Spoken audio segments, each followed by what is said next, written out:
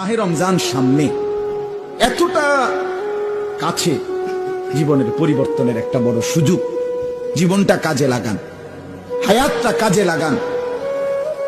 যুবক ভাই তোমরাও বদলাও, মুরব্বী বাবা আপনারাও বদলান, পর্দার আড়ালের মা বোনদেরকেও ফেরাবার চেষ্টা করেন সবাই। আনিসুর রহমান আশরাফি হুজুর খুব সুন্দরভাবে আলোচনা করলেন।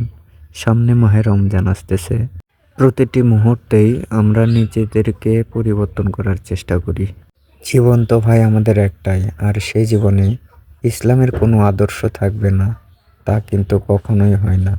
আমরা অবশ্যই চাইব ইসলামিক আদর্শ নিয়ে জীবন গঠন করতে, জীবনে চলাফেরা করতে, জীবন নিয়ে বাঁচতে।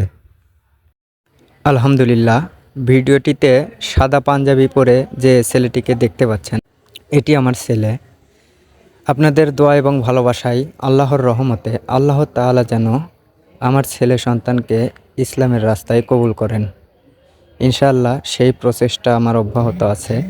আল্লাহ তাআলা যেন আমার প্রচেষ্টা কবুল করে নেয় এবং ইসলামের ছায়াতলে আশ্রয় দান করেন। কারণ আমাদের ইসলাম ছাড়া কখনোই দুনিয়া এবং আখিরাতে ভালো থাকা সম্ভব নয়।